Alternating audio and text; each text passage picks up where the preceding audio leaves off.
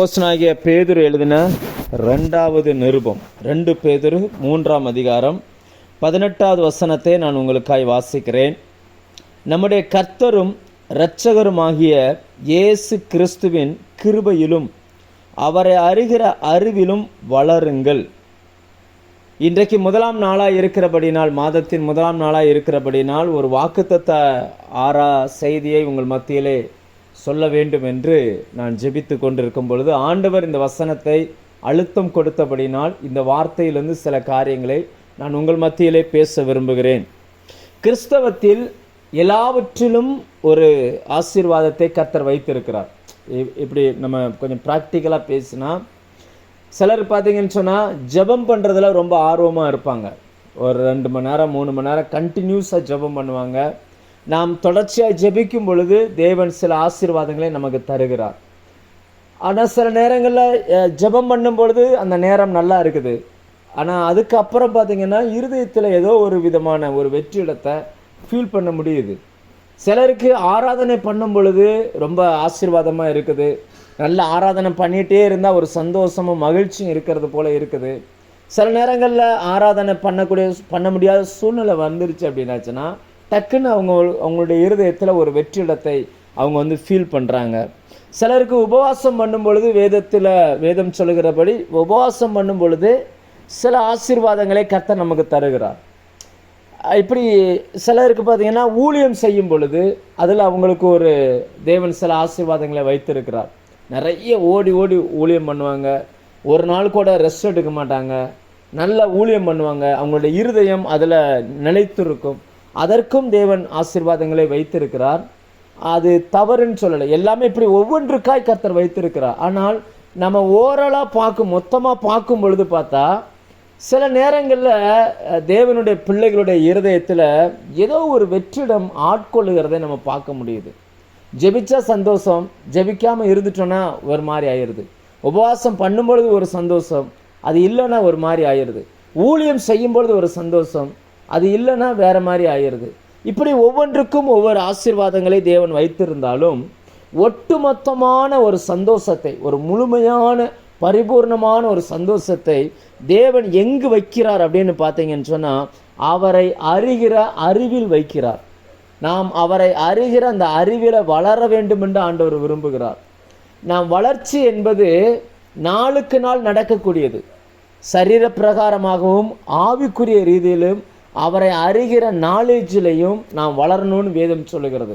இன்றைக்கி நிறைய நேரங்களில் பார்த்தீங்கன்னு சொன்னால் எல்லாவற்றிலும் வளர்ந்துருப்பாங்க, அவர் யார் என்கிற அந்த அறிவு மட்டும் அவங்களை விட்டு மிஸ் ஆயிரும். அதாவது அவரை ஆராதிப்பார்கள், அவரை தான் ஆராதிக்கிறாங்க, ஆராதனை குறித்த நாலேஜ் நிறைய பெருக்கிக் கொள்வார்கள். ஆனால் யாரை நோக்கி நம்ம ஆராதிக்கிறோமோ அவரை அறிகிற அந்த அறிவு நிறைய குறைஞ்சிரும். அதனால தான் நிறைய நேரங்களில் இருதயம் ஒரு மாதிரி வெறுமையாகிறது போல் நம்ம ஃபீல் பண்ணுறோம். பவுல் சொல்கிறார், நான் விசுவாசித்திருக்கிறவர் இன்னார் என்று நான் அறிந்திருக்கிறேன் அப்படின்றார். இன்றைக்கி நமக்கு தேவை என்ன அப்படின்னு பார்த்தீங்கன்னா அவரை அறிகிற அந்த அறிவு இன்றைக்கி நமக்கு தேவை. நாம் அதில் வளர வேண்டும் என்று தேவன் விரும்புகிறார். அவரை அறியும் பொழுது அதில் ஒரு வளர்ச்சியில் நம்ம நோக்கி போகணும். அதாவது பிறக்கிற குழந்தை முதலாவது அந்த குழந்தையின் அந்த மைண்ட் செட் எப்படி இருக்குன்னு பாருங்கள். அந்த குழந்தைக்கு அம்மாவை மட்டும்தான் தெரியுது, அடுத்து அவங்கள சுற்றி இருக்கக்கூடிய அந்த சப்தங்களை கேட்குது, அடுத்து பார்த்திங்கன்னா அவங்க அப்பா அம்மா அவங்கள அடையாளம் கண்டுபிடிக்குது, அடுத்து பழகின அந்த நபர்களை அடையாளம் கண்டுபிடிக்குது, பேச ஆரம்பிக்குது, அடுத்து நடக்க ஆரம்பிக்குது, அடுத்து உறவு கொள்ள ஆரம்பிக்குது, உலகங்களை பார்க்க ஆரம்பிக்குது. இதே போல் ஆவிக்குரிய வாழ்க்கையிலையும் நாம் வளர வேண்டும் என்று ஆண்டவர் விரும்புகிறார். நாம் வளரும் பொழுது அவரை அறிகிற அறிவில் வளரும் பொழுது, அப்படி வளரும் பொழுது மட்டும்தான் நமக்கு தேவனை குறித்த நிறைய ஒரு முழுமையான ஒரு அறிவு நமக்கு வரும். இன்றைக்கி நிறைய எங்கே பிரச்சனை இருக்குது அப்படின்னாச்சுன்னா மனிதனுடைய அந்த நாலேஜில் தான் இன்றைக்கி பெரிய பிரச்சனையே இருக்குது. மனுஷனுக்கு தேவனை தேடுகிற அல்லது தேவனை அறிந்து கொள்ளுகிற அந்த விஷயத்தை தவிர பிசாசு இன்றைக்கி உலகத்தில் நிறைய காரியங்களை வைக்கிறான்.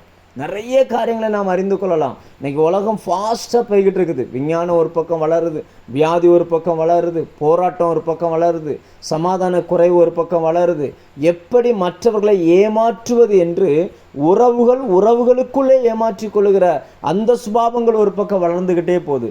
ஆனால் வானத்தையும் பூமியை உண்டாக்கின கர்த்தர் நம்மிடத்தில் இந்த நாளில், இந்த 7வது மாதம் 1ஆம் நாளில் நம்மிடத்தில் எதிர்பார்க்கிறது என்ன அப்படின்னா, அவரை அறிகிற அறிவில் நாம் வளர வேண்டும் என்று விரும்புகிறார். ஒரு பெரிய பிரதான அப்போஸ்தலன், அந்த அப்போஸ்தலன் சபைகளுக்கு எழுதுகிறார். சபைகளுக்கு எழுதும் பொழுது அவர் கடைசியாக அந்த முடிக்க விரும்பும் பொழுது இந்த வார்த்தையை சொல்லி முடிக்கிறார். அவரை அறிகிற அறிவினால் நீங்கள் வளருங்கள் அப்படின்றார். அப்போ நம்ம இன்னைக்கு எப்படி ஒரு குழந்தை வளருதோ அதே போல் நம்ம வளர வேண்டும் என்பது தேவன் நம்மிடத்தில் எதிர்பார்க்கிற காரியம். ஏன் நாம் வளர வேண்டும் என்பதை குறித்து நான் ஒரு 5 விஷயங்கள் உங்களோடு கூட பேச விரும்புகிறேன். கர்த்தர் நம்மோடு கூட பேசுவாராக. முதலாவது, அப்போஸ்தலர் 17:27 அப்போஸ்தலர் பவுல் ஒரு பிரசங்கம் பண்ணுகிறார். அந்த பிரசங்கத்தில் ஒரு காரியத்தை சொல்லுகிறார். அதாவது இந்த முழு உலகத்தையும் ஆண்டவர் எப்படி படைத்திருக்கிறார் அப்படின்னா, ஒரே இரத்தத்தால் தோன்ற பண்ணியிருக்கிறாராம். இந்த பூமியில் பிறந்து வளர்ந்த எல்லா மனுஷனுக்குள்ளே இருந்து வந்த அந்த இரத்தம், அதாவது 26-27 அப்போஸ்தலர் 17ஆம் அதிகாரம் 26-27 நான் அந்த வசனத்தை வாசிக்கிறேன். மனுஷ ஜாதியான சகல ஜனங்களையும் அவர் ஒரே இரத்தத்தினாலே தோன்ற பண்ணி பூமியின் மீதெங்கும் குடியிருக்க செய்து முன் தீர்மானிக்கப்பட்ட காலங்களையும் அவர்கள் குடியிருப்பின் எல்லைகளையும் குறித்திருக்கிறார். கர்த்தராகிய தம்மை அவர்கள் தடவையாகிலும் கண்டுபிடிக்கத்தக்கதாக தம்மை தேடும்படிக்கு அப்படி செய்தார். அவர் நம்மில் ஒருவருக்கும் தூரமானவர் அல்லவே. அப்படின்னு அர்த்தம் என்ன அப்படின்னாச்சுன்னா, அந்த மார்ஸ் மேடையில் நின்று அப்போஸ்தலன் பவுல் பிரசங்கம் பண்ணுகிறார். அந்த பட்டணத்தில் தேவனை அறிந்தவன் ஒருவன் கூட கிடையாது. ஆனாலும் அவர் அங்கு சொல்லுகிறார், தம்மை தடவியாகிலும் கண்டுகொள்ளத்தக்கதாக அவர் நம் அருகில் இருக்கிறார் அப்படின்றார். அப்படின்னு அர்த்தம் என்னன்னா, நாம் அவரை அறிந்து கொள்வதில் அவர் ஆசை உள்ளவராய் இருக்கிறார். அர்த்தம் என்ன? அதாவது தடவியாகிலும் கண்டுபிடிக்கணும்னு அர்த்தம் என்னன்னா, கை கெட்டுற தூரத்தில் அவர் இருக்கிறார்னு அர்த்தம். நம்ம கையை நீட்டினா அவரை தொட்டுடலாம். அவ்வளவு சமீபமாய் அவர் நம் அருகிலே இருக்கிறார். அப்போ அவ்வளவு சமீபமாய் நம்ம அருகிலே அவர் இருந்தும் கூட நாம் அதை அறிந்து கொண்டோமா அப்படின்னு கேள்வி கேட்டால், நிறைய பேருக்கு அதை அறிய வேண்டிய பிரகாரம் அறியலை. அறிஞ்சிருக்கிறோன்னு நினச்சிக்கிறாங்க. ஆனால் அறிஞ்ச வேண்டிய பிரகாரம் நாம் அறியலை. உன்னத பாட்டு 5ஆம் அதிகாரத்தில் அந்த சூலமித்தியல் அவளை குறித்து அந்த பெண்ணிடம் ஒரு கேள்வி கேட்கப்படுகிறது. அந்த கேள்வி என்ன அப்படின்னாச்சுன்னா, 9ஆம் வசனம் 5ஆம் அதிகாரம் 9ஆம் வசனத்தில், ஸ்திரீகளுக்குள் ரூபவதியே, மற்ற நேசரை பார்க்கிலும் உன் நேசர் எதனாலே விசேஷித்தவர்? நீ இப்படி எங்களை ஆணையிட மற்ற நேசரை பார்க்கிலும் உன் நேசர் எதனாலே விசேஷித்தவர்? சபையை குறிக்கிற வார்த்தை ஸ்திரீகளுக்குள் ரூபவதியே அப்படின்னா இருக்கிற சபைகளிலேயே மேலான ஒரு அழகு நிறைந்த சபை. கர்த்தருக்கு பயப்படுகிற பயத்தை தேவன் அழகாய் பார்க்கிறார். அவருடைய அழகாய் பார்க்கிறார். இன்னைக்கு தேவனுக்கு பயப்படுகிற பயத்தோடு கூடின கர்த்தருடைய சபை மக்களை பார்த்து பரலோகம் கேட்குற ஒரு கேள்வியை இப்படி வச்சுக்கிடுவோம். இல்லது உலகம் நம்மளை பார்த்து கேட்குற ஒரு கேள்வி, உன் நேசர் எதனாலே விசேஷித்தவர்? மற்ற புறஜாதி தெய்வங்களை பார்க்கிலும் உன் தெய்வம் எதில் விசேஷித்தவர்? நீ இவ்வளவு வைராக்கியமாய் அவரை தேடுவதற்கு, இவ்வளவு வைராக்கியமாய் அவர் மேல் அன்பு கூறுவதற்கு, இவ்வளவு வைராக்கியமாய் அவருக்காக எதையும் செய்வதற்கு மற்ற நேசரை பார்க்கிலும் உன் நேசர் எதிலே விசேஷித்தவர்? இப்படி ஒரு கேள்வி கேட்டா அந்த பெண் சொல்கிறாள், என் நேசர் வெண்மையும் சிகப்புமானவர், 10,000களில் அவர் சிறந்தவர். அந்த பெண்ணுக்கு தெரிஞ்சிருந்துச்சு. ஆனால் நமக்கு இன்னைக்கு தெரியுமா அப்படின்னாச்சுன்னா, நமக்கு இன்னைக்கு நிறைய பேருக்கு தெரியறதில்லை. அதனால தான் கர்த்தர் கை நீட்டி தொடுகிற தூரத்தில் அவர் இருந்தும் கூட மனுஷன் இன்னைக்கு நிறைய சோசியல் மீடியாவில் நேரத்தை செலவு பண்ணுறான். அதாவது இப்படி வச்சுக்கிடுவோம்.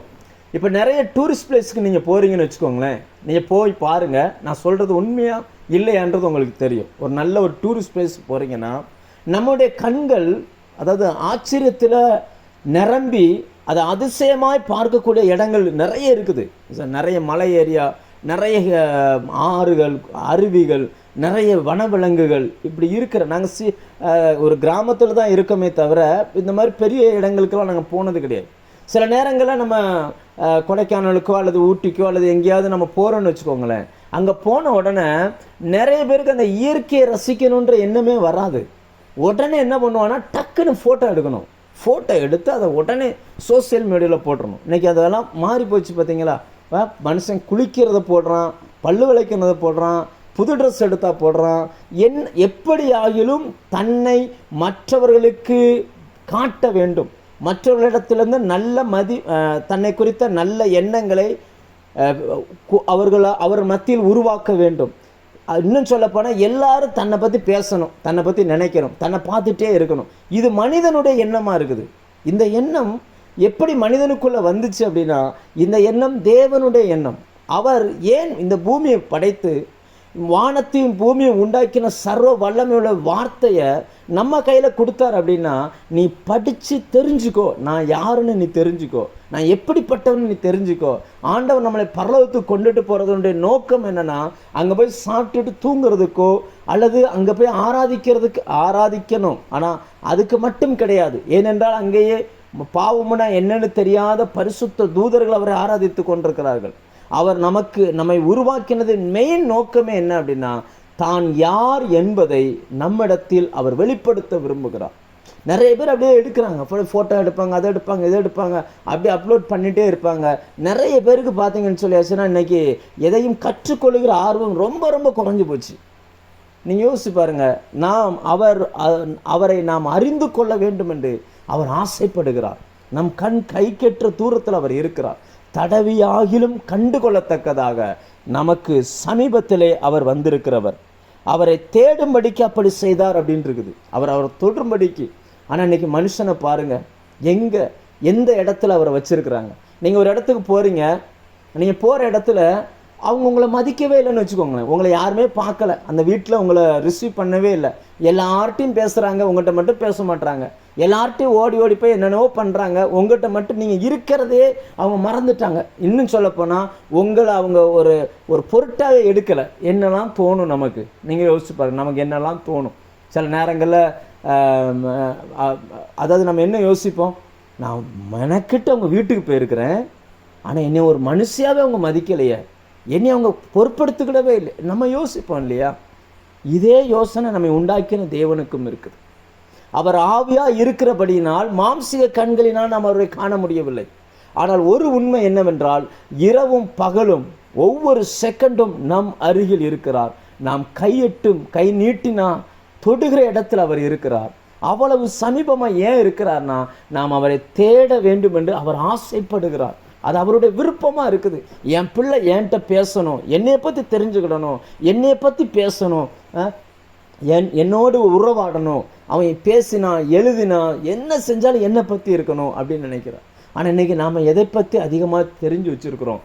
நமக்கு முந்தி இருந்ததை பார்க்கிலும் மருத்துவத்தை பற்றி தெரியும், முந்தி இருந்ததை பார்க்கிலும் பொருளாதாரத்தை பற்றி தெரியும், முன்பு இருந்ததை பார்க்கிலும் அரசியலை பற்றி தெரியும், முன்பு இருந்ததை பார்க்கிலும் சபைகளை குறித்து தெரியும். இன்னும் சொல்லப்போனால் ஊழியங்களை குறித்து செய்யும். ஒன்றை புரிஞ்சுக்கோங்க, ஊழியங்களை புரிந்து கொள்வதில் அல்ல, ஊழியத்தை தந்தவரை புரிந்து கொள்வதில் தான் வெற்றியே இருக்குது. ஆண்டவர் என்ன சொல்கிறார்னா, அவரை அறிகிற அறிவில் வளருங்கள் அப்படின்றார்.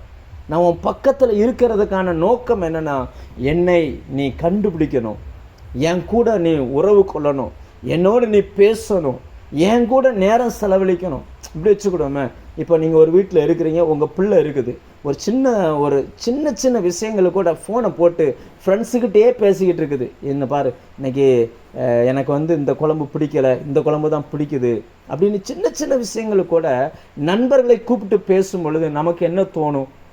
என் பிள்ளைக்கு நான் பக்கத்தில் தானே இருக்கிறேன், என்கிட்ட ஒரு வார்த்தை பேச மாட்டாங்களே, நமக்கு தோணுமா தோணாதா? இன்னைக்கு நிறைய கிறிஸ்தவத்தில் தேவன் எதிர்பார்க்கிற ஒரு குணம் என்ன அப்படின்னாச்சுன்னா, தன்னை அறிகிற அறிவில் என் பிள்ளைகள் வளர வேண்டும். இந்த 6 மாதம் எப்படி போனோன்னு நமக்கு தெரியாது. ஆனால் இனி வருகிற நாட்களிலாவது அவரை அறிகிற அறிவில் நம்ம வளரணும். என்னைக்கோ கற்று வைத்திருந்த வேத ஞானம் அல்ல, பைபிள் வசனமெல்லாம் மூளையில் இருந்து பிரயோஜனமே இல்லை. அது இருதயத்துக்குள்ளே வரணும். ஒருவரை அறியும் பொழுது மனதார நாம் நேசிக்கணும், மனதார அவங்க மேலே முழு அன்பை காட்டணும். அதனால் நிறைய பேருக்கு மூளையில் இருக்குது, இருதயத்தில் வரல, மூளையில் இருக்குது. அதாவது அவங்களுக்கு எல்லாமே தெரியுது, ஆனால் அறிய வேண்டிய பிரகாரம் அவர் அறியலை. ஆண்டவர் சொன்னார், சுய மகிமையை தேடுகிற நீங்கள் எப்படி என்னை விசுவாசிப்பீர்கள்? அன்னைக்கு பரிசேயர்களை பார்த்து கேட்குறது. அத்தனை பேருக்கு என்னென்னா செல்ஃபி, இன்னைக்கு தன்னை காட்ட வேண்டும் என்று விரும்புகிறார்களே தவிர தன்னோடு தேவன் இருக்கிறதை காட்டணும்னு நிறைய பேர் விரும்புறதில்லை. கர்த்தர் இந்த நாளில் நம்மோடு கூட பேசுகிறார். அவரை அறிவதில் அவர் ஆசைப்படுகிறார். நாம் அவரை அறிந்து கொள்ள வேண்டும் என்று அவர் ஆசைப்படுகிறார். நாம் அவரை அறிந்து கொள்வதை அவர் மற்றவர்களிடத்தில் பேசி சந்தோஷப்பட விரும்புகிறார். ஒரு விஷயத்தை மறந்துடவே கூடாது. நம்மளை கர்த்தர் பார்க்கிறார், தேவதூதர்கள் பார்க்கிறார்கள், பிசாசும் பார்க்கிறான், பிசாசினுடைய தூதர்களும் பார்க்குறாங்க. நாம் யாரை சந்தோஷப்படுத்த விரும்புகிறோம்? நீங்கள் யோசிச்சு பாருங்கள், எத்தனை பேருடைய நேரம் இன்னைக்கு திருடப்படுகிறது, எத்தனை பேருடைய நாலேஜ் இன்னைக்கு திருடப்படுகிறது. மனிதனுக்கு ஆண்டவர் கொடுத்திருக்கிற மேலான கிஃப்ட் என்னன்னா சிந்தனை திறன். கர்த்தருடைய வசனத்தை அப்படியே யோசித்து தியானிச்சு அதில் அவர் சந்தோஷப்படுகிறார், அவரோடு இருக்கணும்னு ஆசைப்படுகிறார். ஆனால் மனுஷன் பாருங்கள், அதை அப்படியே இழந்துட்டான் பாருங்கள். இன்னும் சிந்திக்கிற திறனற்றவனாய் போனான். இன்னைக்கு கண்களால் பார்க்கிற பார்வையில் வாழ்ந்து கொண்டிருக்கிறான். ஆண்டவருடைய இருதயமோ வேதனைப்படுகிறது. நாம் அவரை அறிந்து கொள்ள வேண்டும் என்பது அது அவருடைய ஆசையாய் இருக்கிறது. அவர் அதில் விருப்பமுள்ளவராக இருக்கிறார். ரெண்டாவது, நாம் ஏன் அவரை அறிந்து கொள்ள வேண்டும் என்றால், நாம் அவரை அறிந்து கொள்ளும் பொழுது மட்டும்தான் மேலான உண்மையான சந்தோஷத்தையே நாம் தெரிந்து கொள்கிறோம். ஒரு வசனத்தை வாசிக்கிறேன். பிலிப்பியர் 3ஆம் அதிகாரம் அதனுடைய 8ஆம் வசனம் இப்படி சொல்லுகிறது. அப்போஸ்தலனாகிய பவுல் எழுதி வைத்திருக்கிற லெட்டர்ஸ், சபைக்கு எழுதியிருக்கிற கடிதங்களிலேயே எல்லா வேத ஆசிரியர்களும் ஒத்துக்கொள்கிறாங்க இந்த கருத்தை. எழுதியிருக்கிற வேதாகம நிருபங்களிலேயே உயரிய, அதாவது நல்ல உயர்தரமான கருத்துக்கள் எதில் எழுதப்பட்டிருக்குன்னா பிலிப்பிய நிருபத்தில் தான் எழுதப்பட்டிருக்குது. தேவன் யார், அவர் யார், எப்படிப்பட்டவர், இதெல்லாம் கொலோசையர் அந்த நிருபத்தில் இருக்குது. ஆனால் ஒரு கிறிஸ்துவை அறிந்ததினால் அவர்களுக்கு இருக்கக்கூடிய மேன்மையான சுபாவங்கள், அதாவது மேன்மையான குணங்கள், நல்ல கேரக்டர்ஸ் எதில் இருக்குது அப்படின்னா பிலிப்பு புக்கில் தான் எழுதியிருக்கு. அப்படி அந்த பிலிப்பு புக்கில் அவர் எழுதுகிறார் 3ஆம் அதிகாரம் 8ஆம் வசனத்தில், அது மாத்திரமல்ல, என் கர்த்தராகிய இயேசு கிறிஸ்துவை அறிகிற அறிவின் மேன்மைக்காக எல்லாவற்றையும் நஷ்டம் என்று எண்ணிக்கொண்டிருக்கிறேன் அப்படின்றார். அப்படின்னா என்ன சொல்ல வர்றார் அப்படின்னாச்சுன்னா, எனக்கு சந்தோஷம்னு இந்த உலகத்தில் என்ன இருக்குதோ அந்த சந்தோஷம் எதுனா அவரை அறிவதில் தான் அப்படின்றார். இந்த பிலிப்பு புக்கில் மட்டும்தான் சந்தோஷம் என்கிற அந்த வார்த்தை நிறைய இடத்துல வருது. அதாவது அதை கிரீக்கில் படிச்சிங்கன்னா அந்த சந்தோஷம் அல்லது அது மகிழ்ச்சி, இது எப்படி மொழிபெயர்த்திருப்பாங்க, அதுக்கு பயன்படுத்தியிருக்கிற வார்த்தை என்னன்னு பார்த்தீங்கன்னா கைரோ அப்படிம்பாங்க. கைரோ அந்த வார்த்தையை பயன்படுத்தியிருப்பாங்க. கிட்டத்தட்ட 16 முறை வருது. 4 அதிகாரம் தான், 16 முறை வருது. நிறைய இடங்களில் வருது. ஏக சிந்தையாக இருந்தால் சந்தோஷம், அதாவது சகோதர சிநேகத்தில் சந்தோஷம், இப்படி ஒவ்வொன்றா வருது. விசுவாசத்தில் சந்தோஷம், கொடுப்பதில் சந்தோஷம், இப்படி நிறைய இடங்களில் வருது. அதில் அப்படியே எழுதிட்டே வந்தவர் ஹைலைட்டாக ஒரு இடத்துல வந்தோன்னு சொல்கிறாரு, இவ்வளவு இருந்தும் கூட அவரை அறிகிற அந்த அறிவில் தான் முழுமையான எல்லா சந்தோஷமும் சேர்ந்து கிடைக்குது. அந்த அறிகிற அந்த அறிவுக்கு முன்னாடி இந்த உலகம் கொடுக்கக்கூடிய சந்தோஷமோ குப்பை அப்படின்னு முடிக்கிறார். அதெல்லாம் நான் குப்பையாக விட்டேன் அப்படின்றார். சொல்கிறது யார் அப்படின்னா, அந்த நாட்களில் உயர்ந்த படிப்பு படித்த ஒரு மனுஷன், அந்த நாட்களில் ரோம சிட்டிசன், அதாவது இவர் யூதனாக இருந்தும் கூட ரோம குடியுரிமை பெற்றவர். அன்னைக்கு உலகத்தில் நல்ல ஹை லெவலில் வாழக்கூடிய மனுஷன், கமாலியலின் பாதத்திலே கற்றறிந்தவர், பரிசேயன், எபிரேயரில் பிறந்த எபிரேயன், பக்தி வைராக்கியத்தின்படி சபையை துன்பப்படுத்தின மனுஷன், கர்த்தருக்காக அப்படி வாழணும்னு சொல்லி பிடிவாதமாக இருந்த அந்த மனுஷன் இப்போ கர்த்தரை அறிகிற அந்த அறிவை பற்றி அவர் எழுதும்போது சொல்கிறார், உண்மையான சந்தோஷம் எங்கே இருக்குது. அதைத்தான் அவர் இப்படி எழுதுகிறார். மெய்யான சந்தோஷம் என் வாழ்க்கையில் நான் அனுபவிக்காத உயரமே இல்லை, எல்லா உயரங்களுக்கும் நான் போயிட்டேன். ஆனால் உண்மையான சந்தோஷம் எதுனா, என் கர்த்தராகிய இயேசு கிறிஸ்துவை அறிகிற அறிவின் அந்த மேன்மை இருக்குல்ல, அதுதான் உண்மையான சந்தோஷம். அந்த சந்தோஷத்துக்கு முன்னாடி எல்லாம் குப்பை, ஒன்றும் இல்லை அப்படின்னு சொல்லுகிறான். இப்படிப்பட்ட ஸ்டேட்மெண்ட்டை நம்ம இன்னைக்கு கொடுக்க முடியுமா? இன்னைக்கு உலகம், கிறிஸ்தவம் சந்தோஷத்தை தொலைத்து விட்டு நிற்கிறது. அதாவது எந்த கிறிஸ்தவனா வேணா இருக்கட்டும், யாரா வேணா இருக்கட்டும், நீங்கள் அவங்ககிட்ட பேசி பாருங்க. இன்னைக்கு ஒரு கூட்டம் வச்சோம்னா அந்த கூட்டத்தில் வர்றதில் 90% மக்கள் கிறிஸ்தவர்கள். இன்னைக்கு நிறைய கிறிஸ்தவர்களுக்குள்ள சந்தோஷம் என்பதே இல்லை. பேருக்கு வருகிறார்கள், பேருக்கு சிரிக்கிறார்கள், பேருக்கு வாழ்கிறார்களே தவிர உள்ளான மனிதனில் கிறிஸ்து வைத்த அந்த சந்தோஷம், அந்த ரட்சிப்பின் மகிழ்ச்சி என்பது நிறைய குடும்பங்களில் கிடையாது. ஒருவரை ஒருவர் கடித்து பட்சிக்கிறார்கள். ஒருவருக்காய் ஒருவர் இவன் எப்படி சொல்றது அப்படின்னாச்சுன்னா, ஒருவருடைய வீழ்ச்சியை இன்னொருவர் பார்த்து மகிழக்கூடிய இடத்துல தான் இன்னைக்கு கிறிஸ்தவம் இருந்துகிட்டு இருக்குது. இந்த சகோதர சிநேகம் அப்படின்றதெல்லாம் நிறைய இடங்களில் பார்க்கவே முடியலை. ஆனால் ஏன் அப்படி அவங்க பார்க்க முடியலை அப்படின்னாச்சுன்னா, யாரை அறிய வேண்டுமோ அதை அவர்கள் அறியவில்லை. அதை அறிந்து கொண்டால் மட்டும்தான் அந்த மகிழ்ச்சி, அந்த சந்தோஷம் நம்முடைய இருதயத்தில் தங்கி இருக்கும். நிறைய தேவ பிள்ளைகளை கர்த்தர் சந்தோஷமாக வைக்க விரும்புகிறார். இன்னைக்கு கர்த்தரை அறிகிற அந்த அறிவில் உலகத்தின் அசுத்தங்களுக்கு நீங்கி வாழ முடியும். ஆனால் அப்படி வாழ்கிறாங்களா அப்படின்னு கேள்விப்பட்டால் அப்படி இல்லை. நிறைய குடும்பங்களுக்குள்ள போராட்டம், நிறைய ஏகப்பட்ட ஜெப குறிப்புகள். கணவன் மனைவி நாங்கள் பிரிஞ்சிடலான்னு நினைக்கிறோம். ஏன்? சந்தோஷம் இல்லை. பெற்றோர் பிள்ளைகள், பெற்றோரை குறித்த நல்ல எண்ணம் பிள்ளைகளுக்குள்ள இல்லை. பிள்ளைகளை குறித்து இரவும் பகலும் பெற்றோர் பயந்துக்கிட்டே இருக்கிறாங்க. சந்தோஷம் இல்லை. சபைகளுக்குள்ள சந்தோஷம் இல்லை. ஊழியக்காரர், விசுவாசி சந்தோஷம் இல்லை. இன்னும் சொல்லப்போனால் தேவ சமூகத்துக்கு வந்தால் கர்த்தரோடு பேசுகிறதுல கூட நிறைய பேருக்கு சந்தோஷம் இல்லை. ஆனால் பேசி பழகிட்டாங்களேன்னு சொல்லி ரெகுலராக போயிட்டே இருக்குது. அப்படிதான், அவ்வளோதான், அப்படிதான் போய்கிட்டே இருக்க தவிர அந்த பரிபூரண அந்த ஆனந்தம், அந்த சந்தோஷம், வேதம் சொல்லுகிறது, பேரின்ப நதியினால் என்னை நிரப்புகிறீர், ஆனந்த தைலத்தினால் என்னை அபிஷேகம் பண்ணுகிறேன். அந்த ஒரு ஜாய், அது நிறைய பேர்கிட்ட இல்லை. என்ன காரணம் அப்படின்னாச்சுன்னா, அவர்கள் கர்த்தரை அறிகிற அந்த அறிவின் மேன்மைக்காக விலைக்கிரயம் கொடுக்கவில்லை, அதை மேன்மையாக எண்ணவில்லை, அதுக்கு ஃபஸ்ட்டு முதல் இடம் கொடுக்கவில்லை. ஏதோ அப்படின்ற மாதிரி போய்கிட்டு இருக்கிறாங்க. தேவன் அதை அதிகமாக எதிர்பார்க்கிறார். இனி வருகிற காலத்தில் சந்தோஷம் ஒரு மனுஷனுக்கு எங்கே இருந்து வரும் அப்படின்னா, தேவனை அறிகிற அறிவில் தான் வரும். ஒருவர் எப்பொழுதுமே சந்தோஷமாக இருக்காருன்னு என்ன அர்த்தம் தெரியுமா? எப்பொழுதுமே தேவனோடு இருக்கிறாருன்னு அர்த்தம். ஒருத்தர் அப்பப்போ சந்தோஷமாக இருக்காருன்னா என்ன அர்த்தம்னா, அவர் அப்பப்போ தேவனோடு இருக்கிறார், அப்புறம் தேவனை விட்டுட்டு வந்துடுறார். ஒருத்தர் எப்போவுமே சந்தோஷம் இல்லாமல் இருக்கிறார்னா அவர் எப்போவுமே தேவனோடு இல்லைன்னு அர்த்தம். நிறைய நபர்களை நான் பார்த்துருக்கேன். ஒரு ஊழியக்காரனாய், ஒரு சபை நடத்துகிற பாஸ்டராக சொல்கிறேன், நிறைய குடும்பத்துக்குள்ளே இன்றைக்கி சந்தோஷம் இல்லை. சிலருக்கு பணம் வந்துன்னா ஒரு சந்தோஷம், உண்மைதான், அதில் மாற்று கருத்து இல்லை. பணம் நிறைய வந்தால் ஒரு சந்தோஷம் வருது. ஆனால் அது நிரந்தரமான சந்தோஷம் இல்லை, போயிடும். ஒரு உயர்வு வந்துச்சுன்னா ஒரு சந்தோஷம் வருது, அடுத்து அதுவும் போயிடும். வேற அந்த சந்தோஷம் வேறொரு எல்லைகளுக்குள்ளே போகுது. சிலருக்கு சில உறவுகள் வந்தால் சந்தோஷம், சில மனிதர்களோடு இருந்தால் சந்தோஷம். இன்னைக்கு உலகம் சந்தோஷத்தை தேடுது பாருங்க. எந்த மனுஷன் வேணும்னு எடுத்துக்கோங்க. ஏன் ஒரு மனுஷன் பாவம் செய்கிறான்? ஏன் ஒரு மனிதன் குடிக்கு அடிக்ட் ஆகிறான்? ஏன் ஒரு மனுஷன் பாவத்துக்குள்ளே போகிறான்? மனுஷனுடைய அன்பை எதிர்பார்க்குறான், மனுஷன் என்கிட்ட பேசணும்னு நினைக்கிறான். ஏன் அப்படின்னாச்சுன்னா சந்தோஷத்தை வெளியே தேடுகிறான். ஆனால் ஆண்டவரோ சந்தோஷத்தை வெளியில் தேடலை, அவனுடைய இருதயத்துக்குள்ளே வச்சிருக்கிறார். எந்த மனுஷனுடைய இருதயம் அவரை அறிகிற அந்த அறிவை மேன்மையாக எண்ணுகிறதோ அந்த மனுஷனுடைய இருதயத்துக்குள்ள மெய்யான அந்த சமாதானத்தையும் சந்தோஷத்தையும் கர்த்தர் கொடுக்க விரும்புகிறார். இன்னைக்கு கிறிஸ்தவம் அதை கொஞ்சம் கொஞ்சமாய் தொலைத்து வருகிறது.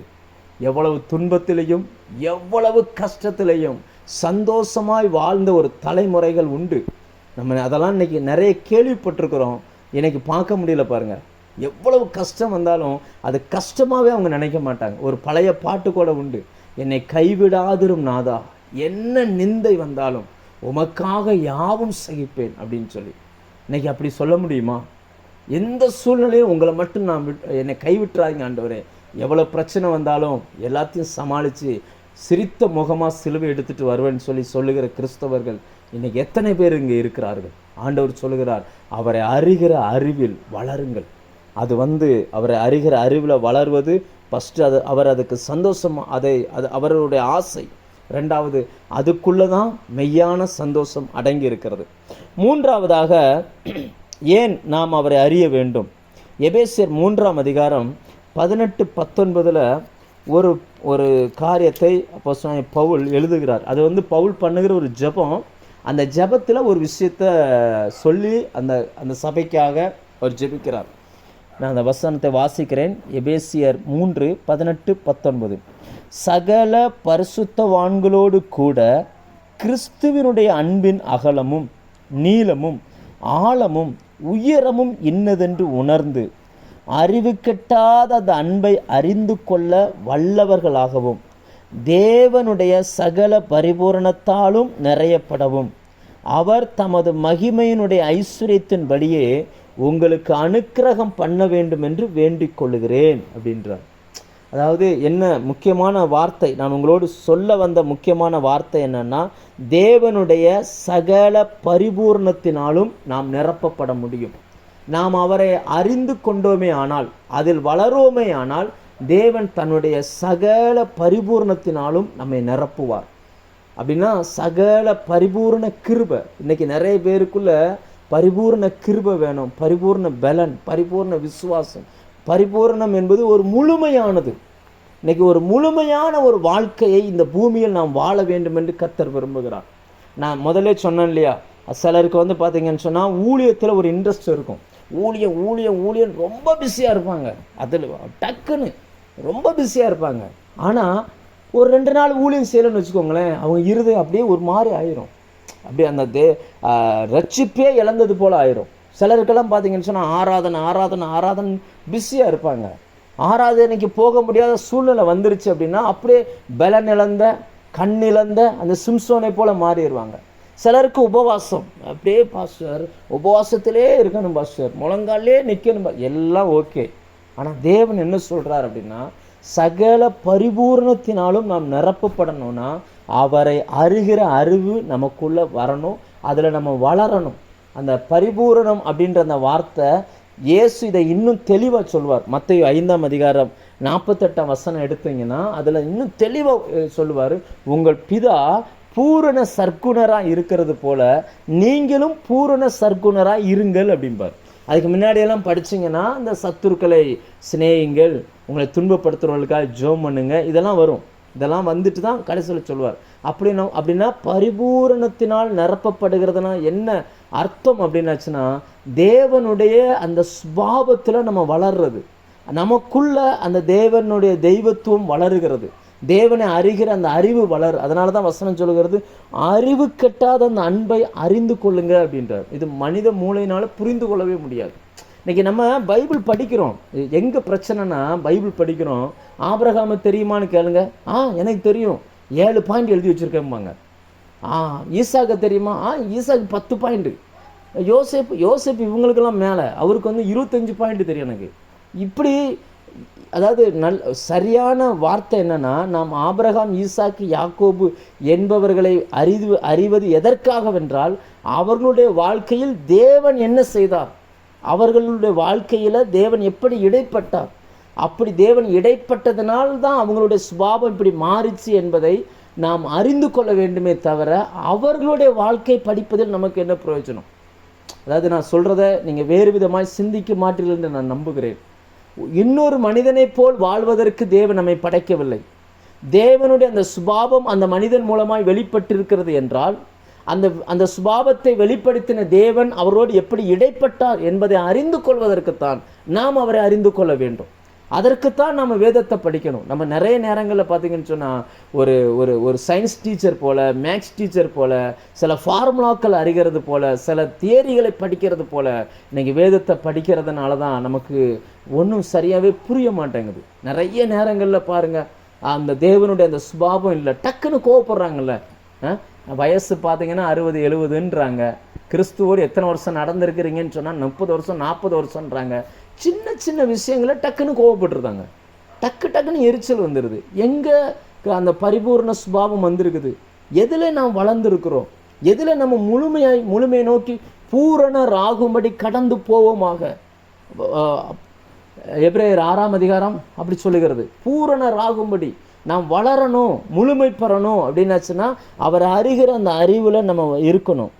தேவன் யார் என்பதை அறியணும்னா நமக்குள்ள பரிபூரண அந்த சுபாவம் கட்டாயமாக நமக்கு வேணும். நாம் அவர் அறிகிற அந்த அறிவில் நாம் வளர வேண்டும் என்று தேவன் விரும்புகிறார். 4வது 2 பேதுரு 1ஆம் அதிகாரம் 2ஆம் வசனம். அதில் ஒரு முக்கியமான ஒரு வார்த்தையை சபைக்கு எழுதுகிறார். அந்த வசனம் என்ன சொல்லுது பார்த்தேன். 2வது வசனம், தேவனையும் நம்முடைய கர்த்தராகிய இயேசுவையும் அறிகிற அறிவினால் உங்களுக்கு கிருபையும் சமாதானமும் பெருக கடவுது அப்படின்றார். இன்னைக்கு நிறைய பேருடைய வாழ்க்கையில் கிருபை இல்லை, சமாதானமும் இல்லை. சிலர்லாம் சொல்லுவாங்க இல்லையா, கொஞ்சம் கிருபை மட்டும் நிறைய கிடச்சிச்சுன்னா இந்த கடனை அடைச்சிடலாம். கிருபை கொஞ்சம் நிறைய கிடச்சிச்சுன்னா, என் சரீரத்தில் கிருபை இருந்துச்சுன்னா என் சரீரத்தில் தெய்வீக சுகம் இருக்கும். என்னுடைய வாழ்க்கையில் பொருளாதாரத்தில் கிருபை இருந்துச்சுன்னா பொருளாதாரம் செழிக்கும், ஒரு நாளும் ட்ரை ஆகாது. என் பிள்ளைகளுடைய வாழ்க்கையில் தேவனுடைய அந்த கிருபை இருந்துச்சுன்னா, அந்த தேவ கிருபையில் நிரம்பி இருந்தாங்க அப்படின்னாச்சுன்னா என் பிள்ளையினுடைய வாழ்க்கை அடுத்த கட்டத்துக்கு போயிடும். இப்படியெல்லாம் நம்ம பார்க்குறோம் இல்லையா. தேவன் கிருபையின் மேல் கிருபை தர விரும்புகிறார். எப்போ தருவார் அப்படின்னா, அவரை அறிகிற அந்த வசனம் பாருங்க, தேவனையும் நம்முடைய கர்த்தராகிய இயேசுவையும் அறிகிற அறிவினால் உங்களுக்கு கிருபையும் சமாதானமும் பெருக கடவுது அப்படின்றார். நம்ம என்ன பண்ணுறோம் அப்படின்னாச்சுன்னா, இல்லை அந்த கிருபையை பெற்றுக்கொள்வதற்கு 7 பாயிண்ட் 9 பாயிண்ட் இப்படியெல்லாம் நம்ம போயிட்டுருக்குறோம். ஆனால் ஆண்டவரோ அவரை அறிகிற அறிவினால் ஆட்டோமேட்டிக்காக அது பெருகும், இன்க்ரீஸ் ஆகும். ஏன்னா தேவன் எழுதி கொடுத்த வார்த்தை இது, ஒரு நாளும் பொய் சொல்லாது, பொய்யுரையாத தேவன். அவர் சொன்ன சொல்லை காப்பாற்றுகிறவர், சொன்ன சொல்லை நிரூபித்து காட்டுகிறவர். நிறைய பேர் சொல்லுவாங்க, பாஸ்டர் எனக்கெல்லாம் கிருபையே இல்லை பாஸ்டர் அப்படிம்பாங்க. தேவன் கிருபை இல்லைன்னா யாரையுமே பார்த்து சொல்ல மாட்டார். அவர் கேட்கிற எவனுக்கும் கொடுக்கிறவர். ஆனால் யோனா இன்னைக்கு போன வாரம் வியாழக்கிழமை கூட பார்த்தேன்னு நினைக்கிறேன், இந்த லைனில் பேசணுன்னான்னு தெரியல. யோனா தங்களுக்கு வரும் கிருபையை, அதில் ஒரு வார்த்தை வருது, பொய்யான மாயையை பற்றி கொள்கிறவர்கள் தங்களுக்கு வரும் கிருபையை போக்கடிக்கிறார்கள். இப்போ கர்த்தர் கிருபை கொடுக்குறாரு, ஆனால் இந்த மனுஷன் மாயையை பார்த்துக்கிட்டு இருக்கிறான். மாயைனாலே ஒன்றும் இல்லை. ஆனால் அந்த வசனம் சொல்லுகிறது பொய்யான மாயை. 3:8 நினைக்கிறேன். பொய்யான மாயை, ஒன்றுமே இல்லாத ஒன்றை பார்த்து கொண்டிருக்கிறான். இன்னைக்கு காற்றை போல நாம் பார்க்கக்கூடிய அந்த ஆன்லைன் மெசேஜஸ் அல்லது சோசியல் மீடியா, இன்னைக்கு ட்விட்டர், ஃபேஸ்புக்கு, இன்ஸ்டாகிராம், இவைகளெல்லாம் காற்றை தனக்கு உணவாய் உட்கொள்ளுகிறான்னு வேதம் சொல்லுது இல்லையா. ஓசியாவில் எப்ராயிம் காற்றை உட்கொள்ளுகிறான் அப்படின்ற மாதிரி இந்த மனுஷன் இன்னைக்கு சாப்பிட்ற சாப்பாடு எப்படி ஆர்வமாக சாப்பிடுவானோ அதே போல் ஆர்வமாக சில காரியங்களை பார்த்துக்கிட்டு இருக்கிறான். அது காற்றில் வருது, காற்றில் போயிடுது. அவனுக்கு அதில் ஒரு பிரயோஜனமே இல்லை பாருங்க. அது அவனுக்குள்ளே கிருபை கொண்டு வராது. நான் போன வாரத்தில் கூட ஒரு தம்பிகிட்ட சொன்னேன், நீ எவ்வளவுக்கு எவ்வளவு சினிமா நடிகர்களையும் கிரிக்கெட் பிளேயர்ஸையும் நாடக நடிகர்களையும் பார்க்குறியோ அவ்வளவுக்கு அளவு அவங்க சம்பாதிப்பாங்கடா. நீ எவ்வளவுக்கு எவ்வளவு பைபிளை படிக்கிறியோ அவ்வளவுக்கு எவ்வளவு நீ வளருவ, உனக்குள்ள கிருபை பெருகும் அப்படின்னு. இன்னைக்கு எவ்வளவுக்கு எவ்வளவு மனுஷனுடைய அந்த நாலேஜ் பாருங்க, பொய்யான மாயையை பற்றி கொண்டு தேவனுடைய கிருபையை போக்கடிக்கிறார்கள், அந்த கிருபையை விருதாவாக்குறாங்க. ஆனால் தேவன் ஒவ்வொரு நாளும் கிருபை கொடுத்துக்கிட்டே இருக்கிறார். இந்த 7வது மாதம் வரைக்கும் கர்த்தர் நமக்கு கிருபை கொடுத்திருக்கிறார். கடந்த 6 மாதங்களும் நமக்கு கிருபையாய் தேவன் கொடுத்த மாதங்கள் தான். ஆனால் கிருபை பெருகி இருக்குதா? இந்த வசனம் சொல்லுகிறது, கிருபையும் சமாதானமும் பெருக கடவுது. பெருகிறதுன்னா தெரியும் இல்லையா, பெருகிறதுனா 8 கூட்டினா 16. ஆனால் 8 பெருக்கினா எவ்வளோன்னு பாருங்க, எத்தனை மடங்கு வருதுன்னு பாருங்க. பெருக கடவுது. தேவன் மல்டிபிள் பண்ணுகிறவர், பெருக பண்ணுகிறவர். ஆனால் நம்ம நிறைய நேரங்களில் பெருகலை, கூடுதல் கூட இல்லை பாருங்க நம்மளுடைய வாழ்க்கையில். என்ன காரணம்னா அவரை அறியணுங்க. அவர் யாரு, அவர் எப்படிப்பட்டவர், இந்த பைபிள் வசனம் இப்படி சொல்லுது, இவர் எப்படி, எங்கேருந்து என்ன அப்படின்றத அதுக்காக நம்ம செலவழிக்கிற அந்த நேரம், அதற்காக நம்ம எடுக்கிற அந்த ரிஸ்க்கு, இதெல்லாம் தேவன் கவனிக்கிறார். தன்னுடைய புஸ்தகத்தில் அவர் எழுதுகிறார். தேவன் இந்த மாதத்தில் நீங்கள் இதற்காக செலவழிக்கணும்னு கர்த்தர் விரும்புகிறார். உங்கள் நேரத்தை செலவழிங்க, உங்களுடைய உழைப்பை செலவழிங்க, உங்கள் பணத்தை செலவழிங்க, நீங்கள் எதை வேணாலும் செலவழிச்சுக்கோங்க. ஆனால் ஒன்று நினச்சிக்கோங்க, கர்த்தரை அறிகிற அறிவில் வளர்ந்துருங்க. ஆரம்பத்தை விட இப்போ வளர்ந்துருக்கணும். அது நமக்கு அவசியமாக இருக்கிறது. நீங்கள் தேவ ஞானம் உங்களுக்குள்ளே இருந்துச்சுன்னா அநேக ஜனங்கள் உங்களை தேடி வருவாங்க, உங்கள் வார்த்தையை கேட்கணும்னு ஆசைப்படுவாங்க, உங்ககிட்டேருந்து ஏதாவது ஒன்று பெற்றுக்கொள்ள மாட்டோமான விரும்புவாங்க. இன்றைக்கி கிறிஸ்தவம் எங்கே இறந்துருச்சுன்னா, இன்றைக்கி சில நபர்கள்லாம் நம்ம பேச்சை கேட்கவே விரும்ப மாட்டேன்றான். ஜனங்கள் நம்மளை தேடி வருவாங்க. இயேசு எங்கெல்லாம் போனாரோ அங்கெல்லாம் திரளான ஜனங்கள் பின்னாடி போனாங்க. ஏன்னா கிருபையும் சத்தியமும் நிறைந்தவராய் அவர் வெளிப்பட்டார். இன்னைக்கு ஒரு நாம் அதில் பெருகணும்னு கர்த்தர் விரும்புகிறார். நம்ம அதில் குறைவாக இருக்கிறோம், பெருகணும். இன்னைக்கு கேட்கிற எவனுக்கும் கர்த்தர் இறங்குகிறவர், கரையும் காக்கை குஞ்சிக்கும் உதவி செய்கிறவர். நீங்கள் ஒருவேளை இதில் குறைஞ்சிருக்கிறீங்களா? இன்னைக்கு தேவன் உங்களுக்கு தந்த கிருபை எப்படி இருக்குது? ஜெபிக்க தெரியும், நல்லா ஜெபிக்கிறீங்க, ஆனால் அந்த ஜெபம் பரத்திலிருந்து அற்புதங்களை கொண்டு வருதா?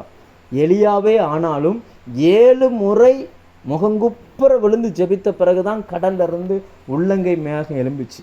அந்த மேகம் பெருமழையை கொண்டு வரும் என்ற அந்த விசுவாசம் எலியாவுக்குள்ளே புது பலனை கொடுத்துச்சு. இங்கே நம்ம ஜெபிக்கிறோம், ஆனால் பதிலை பெற்றுக்கொள்ளத்தக்கதாக ஜெபிக்கிறோமா? நம்ம மேலே தேவனுடைய பரிபூரண கிருபை இருந்துச்சுன்னா பரத்திலிருந்து அற்புதங்கள் நடக்கும். நாம் சொல்ல சொல்ல ஆச்சரியமான மாற்றங்கள் நம்மை சுற்றிலும் நம்முடைய வாழ்க்கையில் நடக்க ஆரம்பிக்கும். அந்த வசனம் சொல்லுகிறது, கிருபை மட்டும் இல்லை, அடுத்த வசனம் சமாதானமும் பெருக கடவுது. தேவனையும் நம்முடைய கர்த்தராகிய இயேசுவையும் அறிகிற அறிவினால் உங்களுக்கு கிருபையும் சமாதானமும் பெருக கடவுது அப்படின்றார். எத்தனை பேர் சமாதானமாக இருக்கிறோம்? தேவனிடத்தில் சமாதானமாக இருக்கிறோம், மனுஷங்கிட்ட சமாதானமாக இருக்கிறோமா? சில பேர் மனுஷன்கிட்ட சமாதானமாக இருப்பாங்க, தேவன்கிட்ட சமாதானமாக இருக்க மாட்டாங்க. இந்த ரெண்டையும் பேலன்ஸ் பண்ண வேண்டும் என்பது தான் தேவனுடைய திட்டம். நாம் தேவனோடும், அதனால தான் அந்த சிலுவையை பாருங்கள், நேராக ஒன்று இருக்கும், அப்படி படுக்கை வசத்தில் ஒன்று இருக்கும். அதாவது என்னென்னா, நம்ம தேவனிடத்திலும் சரியாக இருக்கணும், பூமியிலையும் சரியாக இருக்கணும், சமாதானமாய் யாவரோடும், கூடுமானால் யாவரோடும் சமாதானமாய். நிறைய குடும்பத்திலலாம் தேசத்தின் எழுப்புதலுக்காக ஜெபம் பண்ணுவாங்க, ஆனால் மருமகளுக்காக ஜெபம் பண்ண மாட்டாங்க, பேர பிள்ளைகளுக்காக ஜெபம் பண்ண மாட்டாங்க, பக்கத்து வீட்டு ஃப்ரெண்டுக்காக ஜெபம் பண்ண மாட்டாங்க, அவங்க கூட பிறந்தவங்களுக்காக ஜெபம் பண்ண மாட்டாங்க. என்ன காரணம் அப்படின்னு பார்த்தீங்கன்னா, அவங்களால இருதயத்தில் இவங்க ஏதோ ஒரு விதத்தில் பாதிக்கப்பட்டிருப்பாங்க. ஆனால் ஆண்டவர் சொல்கிறார், சமாதானம் பெருகும், சமாதானத்தை பெருக பண்ணுவார். நீங்கள் ஒரு வீட்டுக்குள்ளே போனால் அந்த வீட்டுக்கு சமாதானம் உண்டாகட்டும்னு வாழ்த்துங்கன்னார். அடைக்கப்பட்டிருந்த இயேசு, உயிர்த்தெழுந்த இயேசு பயத்தோடு இருந்த அந்த ஜனங்கள் முன்னாடி போய், சீசர்களுக்கு முன்னாடி போய் சொன்னார், உங்களுக்கு சமாதானம் அப்படின்னார். பயப்படாதீங்க அப்படின்னு அர்த்தம், பயப்படாதீங்க. இன்னைக்கு நாம் எப்படி இருக்கிறோம்? இன்னைக்கு தேவனிடத்திலும் மனிதனிடத்திலும் சமாதானமாக இருக்கிறோமா? அந்த சமாதானமாக இருக்கிறோம், ஆனால் அந்த சமாதானத்தில் பெருகணும்னு கர்த்தர் விரும்புகிறார். 5ஆவதாக நாம் ஏன் அவரை அறிந்து கொள்ள வேண்டும்?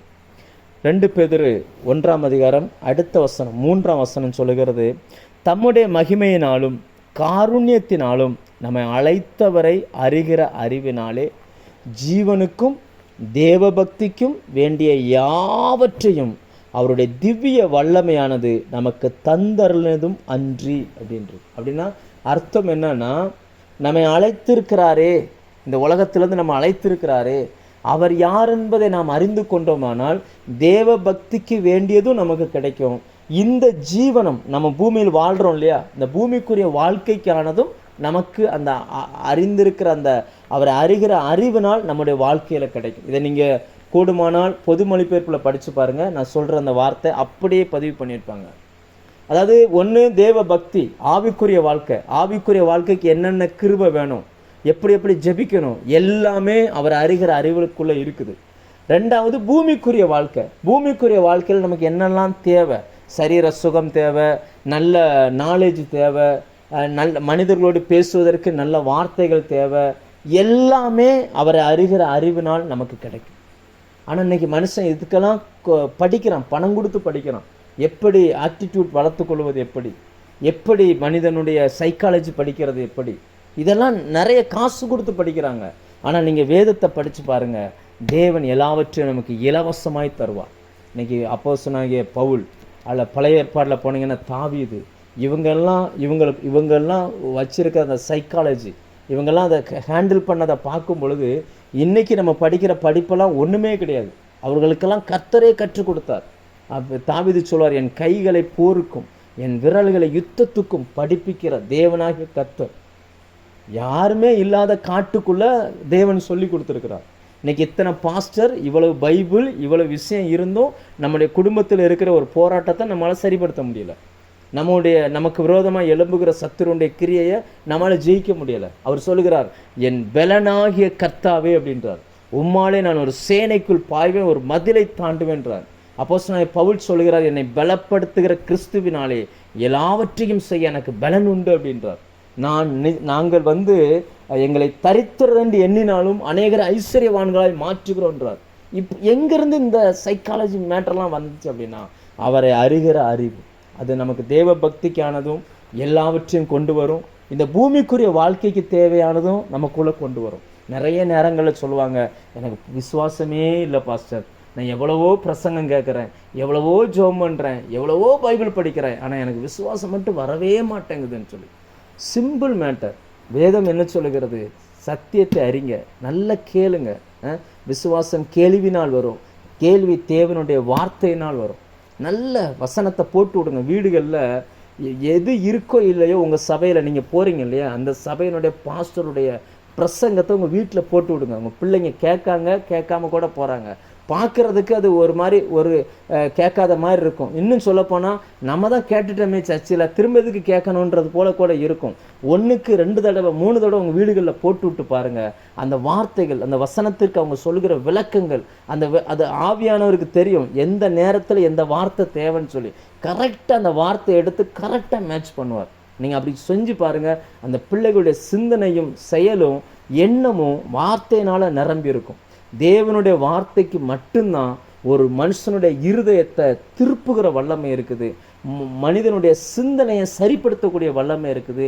எவ்வளவு போராட்டமும் அல்லது பிசாசனுடைய பிரச்சனையினால் தாக்கப்பட்டிருந்த இருதயம் கூட மறுபடியும் சரியாக்கக்கூடிய அந்த வல்லமையை கர்த்தர் தன்னுடைய வார்த்தையில் வச்சிருக்கிறார். இது நமக்கு தெரியுமோ தெரியாதோ, பிசாசுக்கு நல்லா தெரியும். அதனால தான் எல்லாத்துக்கும் டைம் இருக்கும், பிரச்சனையே இல்லை. பைபிள் எடுத்து படிக்கணும்னு பரட்டிட்டாங்கன்னா தூங்கிடுவாங்க. எனக்கு தெரிஞ்சு நிறைய அம்மாமாரெலாம் எங்கள் ஏரியாவில் பைபிள் எடுத்து பரட்டிட்டாங்கன்னா அப்படியே தூங்கிடுவாங்க. ஒன்றுமே உள்ளே போகாது. அந்த பைபிள் படிக்கணுன்ற நேரம் ஃபோன் அடிக்கும், பைபிள் படிக்கணுன்ற நேரம் ஏதாவது வேலை வரும், மற்ற நேரங்கள்லாம் ஒன்றுமே வராது. ஆனால் ஆண்டவருக்கு தெரியும், இதை கருத்தாய் வாசியுங்கள். யோவான் 5ஆம் அதிகாரத்தில் ஆண்டவர் சொல்லுகிறார், தேடி வாசியுங்கள். நியாயப்பிரமாண புஸ்தகத்தில் என்னை குறித்து எழுதியிருக்கிறது, இவைகளை அறிந்து கொண்டால் நித்திய ஜீவன் உண்டு என்று எண்ணுகிறீர்களே, என்னை குறித்து சாட்சி சொல்லுகிறவங்களும் இவைகள் தான் அப்படின்றார். இன்னைக்கு எத்தனை பேருடைய வாழ்க்கை இந்த 1ஆம் தேதியில இருந்து அவரை அறிகிற அறிவில் நான் வளர போகிறேன், நான் இன்னும் எதில் குறைவாக இருக்கும்னு நமக்கு தெரிஞ்சிருக்கும். ஒன்று, அவர் நம்ம அருகில் இருக்கிறார், கைக்கு எட்டும் தூரத்தில் அவர் இருக்கிறார் என்பதை மறந்துவிட்டு நாம் அநேகரோடு பேசுகிறோம், அநேக காரியங்களை செய்கிறோம், அவரை மறந்தே போயிருந்தோம். அவர் நம்ம பக்கத்தில் இருக்கிறத மறந்தே போயிருந்தோம். ஆனால் அவர் என்ன நினைக்கிறார்னா, நாம் பக்கத்தில் இருக்கிறத நம்ம உணரணும்னு விரும்புகிறாரு, அவரை நினைக்கணும்னு விரும்புகிறாரு, சின்ன சின்ன விஷயமா இருந்தாலும் அவர்கிட்ட கேட்கணும்னு விரும்புகிறாரு, அதுக்காகவாது இவன் பைபிளை படிக்கணும்னு விரும்புகிறாரு. அவருடைய ஆசை நாம் வளர்வது. 2வது சொன்னேன், அவரை அறிவதில் தான் நமக்கு முழுமையான சந்தோஷத்தை வைத்திருக்கிறார். நீங்கள் வேதத்தை படிங்க, உள்ளேருந்து ஒரு வெளிப்பாடு கிடைக்கும் பாருங்கள். எல்லாத்தையும் அது மறந்து அப்படியே டோட்டலாக மாற்றிடும். எல்லாத்தையும் அது மாற்றிடும். உங்கள் வாழ்க்கையை மாற்றிடும், உங்கள் குடும்பத்தின் சூழ்நிலையை மாற்றிடும், உங்கள் நாலேஜை மாற்றிடும். எப்பேற்பட்ட மனுஷனாக இருந்தாலும் பேதையை ஞானியாக்கிறோம் அப்படின்னு வசனம் சொல்லுது. எவ்வளவு முட்டாளாக இருந்தாலும் அவன் ஞானியாய் மாற்றக்கூடிய அந்த வல்லமை இந்த வேத புத்தகத்துக்கு உண்டு. அடுத்து 3வது என்ன பார்த்தோம் அப்படின்னு பார்த்தீங்கன்னு சொன்னால், தேவனுடைய அந்த பரிபூரணம், சகல பரிபூரணம், ஒன்று மட்டும் இல்லை, எல்லா விஷயத்திலும் தேவ நீதி, தேவனுடைய பரிசுத்தம், தேவனுடைய சுகமாக்கும் வல்லமை, தேவனுடைய அற்புதங்கள், தேவன் என்னெல்லாம் வச்சிருக்கிறாரோ எல்லாமே முழுமையாய் எதில் இருக்குன்னா அவரை அறிகிற அந்த அறிவுக்குள்ளே இருக்குது. எல்லாமே இப்போ ஜெபம் பண்ணால் ஒரு ஆசீர்வாதம் இருக்குது, உபவாசம் பண்ணால் ஒரு ஆசீர்வாதம் இருக்குது, ஊழியம் செஞ்சால் ஒரு ஆசீர்வாதம் இருக்குது, இப்படிலாம் இருக்குது. ஆனால் அவரை அறிகிற அறிவுக்குள்ளே வந்துட்டிங்கன்னா இது முழுவதும் உங்களுக்கு கிடைச்சிடும். 4வதாக நம்ம பார்த்தோம், கிருபையும் சமாதானமும் பெருகும். கிருபை நாள்தோறும் பெருகும். கர்த்தரை தேடுகிறவர்களுக்கு ஒரு நன்மையும் குறைப்படாது. தெய்வீக சமாதானத்தினால் கர்த்தர் நிரப்புவார். ஏன்னா இதை தேவனை அறிந்தவனுக்கு மட்டும்தான் தெரியும். நான் எதிரியாக இருக்கும் பொழுதே, சத்துருவாக இருக்கும் பொழுதே எனக்காக தன் குமாரனை இந்த பூமிக்கு அனுப்பி என் மேலே கோபப்படணும், ஆனால் என் மேலே இறக்கப்பட்டு எனக்காக தன் குமாரனை சிலுவையில் பலியாய் ஒப்பு கொடுத்து அப்படி என்னை நேசித்தார். இப்போ நான் அவரை அறிந்திருக்கிறேன், அவரால் அறியப்பட்டிருக்கிறேன். தன்னுடைய ஒரே பேரான குமாரன் என்று பாராமல் அவரையே எனக்காக கொடுத்தவர் அவரோடு கூட மற்ற எல்லாவற்றையும் எனக்கு அருளாதிருப்பது எப்படி? அவரோடு பழகி அவரை அறிந்தவனுக்கு மட்டும்தான் இந்த விஷயம் புரியும். கடைசியாக நம்ம பார்த்தோம், அழைத்தவரை அறிகிற அந்த அறிவு ஜீவனுக்கும் போதும், தேவ பக்திக்கும் போதும். நாம் வாழுகிற வாழ்க்கைக்கு அது போதும். நமக்கு தேவ பக்திக்கு என்னெல்லாம் தேவையோ எல்லாமே அவர் அறிகிற அந்த அறிவுக்குள்ளே இருக்குது. இந்த உலகம் அக்கினிக்கு இரையாய் வைக்கப்பட்டிருக்கிறது. இந்த உலகம் நியாய தீர்ப்புக்கு காத்து கொண்டிருக்கிறது. தனக்கு கொஞ்ச காலம்தான் உண்டுன்னு சொல்லி பிசாசு நேரங்களை திருடி கொண்டிருக்கிறான், பரிசுத்தத்தை திருடுகிறான், உறவுகளை திருடுகிறான், நல்ல ஒழுக்கங்களை திருடுகிறான், நல்ல கேரக்டர்ஸை திருடுகிறான். இவைகளுக்கு மத்தியில் நாம் சிக்கிக்கொள்ளாமல் இருக்க வேண்டுமானால் தேவனை அறிகிற அறிவில் நாம் வளருவோம். உங்களுடைய வேத புத்தகம் அழுக்குப்படியாமல் நீங்கள் பார்த்து கொள்ளுங்கள். உங்கள் மேலே தேவனுடைய நியாய தீர்ப்பு படியாமல் அது பார்த்து கொள்ளும். கர்த்தர் உங்கள் வாழ்க்கையை செழிப்பானதாய் மாற்றுவார். வேதத்தோடு அதிக நேரத்தை செலவிடுகிற மாதமாய் இந்த மாதம் இருக்கட்டும். கர்த்தர் உங்களையும் உங்கள் குடும்பங்களையும் உங்கள் தலைமுறைகளையும் நினைப்பதற்கும் வேண்டிக் கொள்வதற்கும் அதிகமாய் அளவில்லாமல் ஆசீர்வதிப்பாராக. நான் உங்களுக்காக ஜெபிக்க விரும்புகிறேன்.